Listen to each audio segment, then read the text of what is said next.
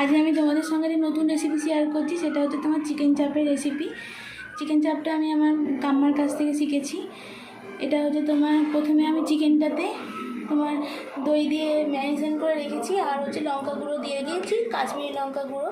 তোমরা চাইলে এটাতে ঝাল লঙ্কা গুঁড়ো দিতে পারো, আর নিচে কুচনো পেঁয়াজ, শুকনো লঙ্কা, কাঁচা লঙ্কাও দিতে পারো।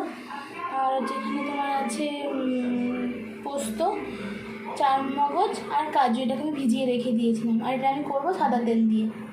সাদা তেলটা গরম হয়ে গেছে, এবার আমি এর মধ্যে পেঁয়াজটা দিয়ে দেবো।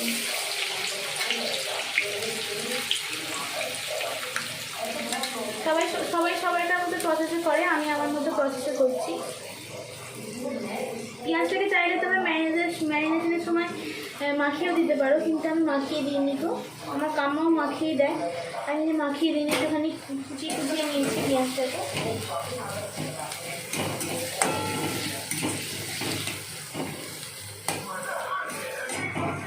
আজকে ফ্রাইড রাইস করছি। ফ্রাইড রেসিপিটা আমি তোমাদের সঙ্গে শেয়ার করলাম না, অন্য একদিন করবো।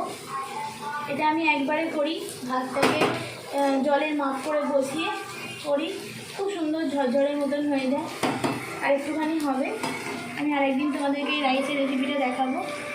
একটু হালকা ভাজা ভাজা মতন হয়ে গেলে তারপরে আমি এর মধ্যে তোমার দেবো শুকনো লঙ্কাগুলো দিয়ে দেবো। 4টে শুকনো লঙ্কা দিয়ে দিচ্ছি, তোমরা কাঁচা লঙ্কাও দিতে পারো।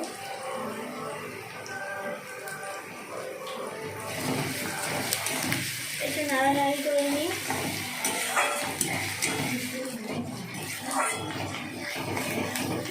না, নুনটা একটু পরে দেবে।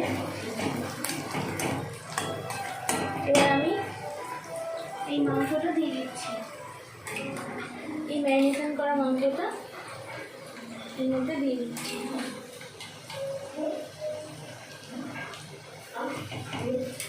টক দই যেহেতু আছে, মাংস থেকে জল ছাড়বে, নুনটা আমি এখন দিতে বারণ করছি, নুনটা পরে দেবে।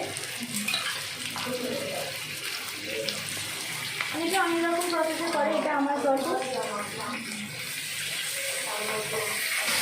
মাংসটাকে আমি পেঁয়াজের সঙ্গে ভালো করে একটুখানি মিশিয়ে দেবো, দিয়ে চাপা দিয়ে দেবো। চাপা দিয়ে রেখে দেবো, মাংসটা একটু নরম মতন হয়ে আসবে, একটু হালকা মিশে যাক এর সাথে। করতে খুব একটা ঝামেলা নেই, খুব সহজে রান্নাটা হয়ে যায়। তোমরা চাইলে সব কিছু মেখে চুকে একবারে বসিয়ে দিতে পারো, কাজু বাদাম, চারমগজ, টক দই, পেঁয়াজ বাটা, লঙ্কা বাটা সব কিছু মিশিয়ে দিয়ে করতে পারো।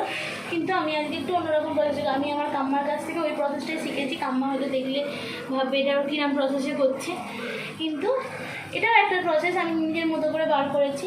কিন্তু এইসব ইউনিক রান্নাগুলো আমাকে আমার কাম্মাই শিখিয়েছে। এবার আমি মিক্সারের মধ্যে পোস্তটা দিয়ে দিচ্ছি। প্রথমে পোস্তটাকে ঘুরিয়ে নেব, গ্রাইন্ড করে নেবো। প্রথমে শুকনো করে তোমার পোস্ত বাঁধতে খুব ভালো হয়, বাটা হয়। আর এটা দিয়ে দিয়েছি চারমগজ আর কাজু বাদামটা, এটাকে পেস্ট করে নেবো। ঢাকা দিয়ে দিলাম।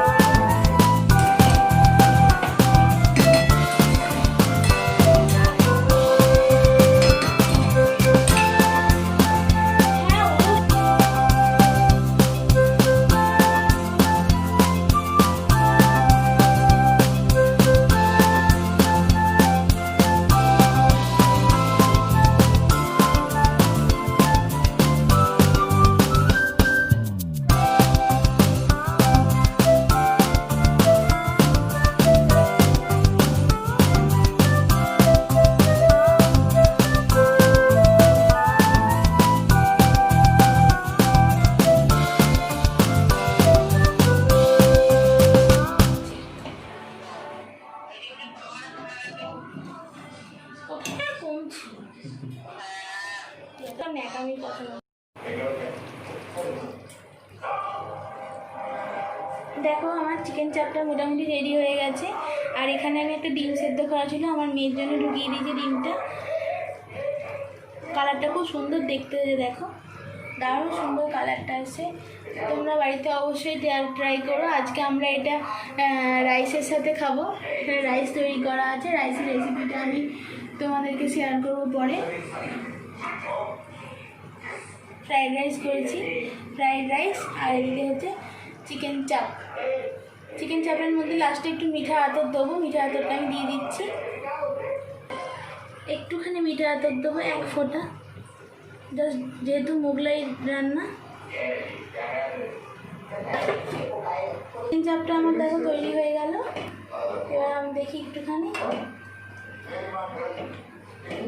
হ্যাঁ একটু নরম হয়ে গেছে। এবার আমরা খেয়ে নেবো রাত্রিবেলা। ওদেরকেও দেখিয়ে দিই, এরকম মাংস সেদ্ধ হয়ে গেছে একদম।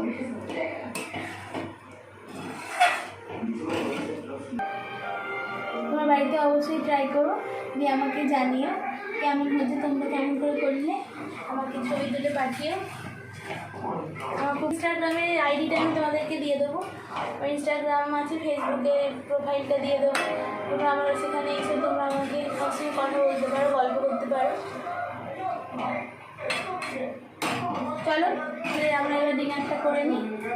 ডিনার করার সময় তোমাদেরকেও দেখাচ্ছি।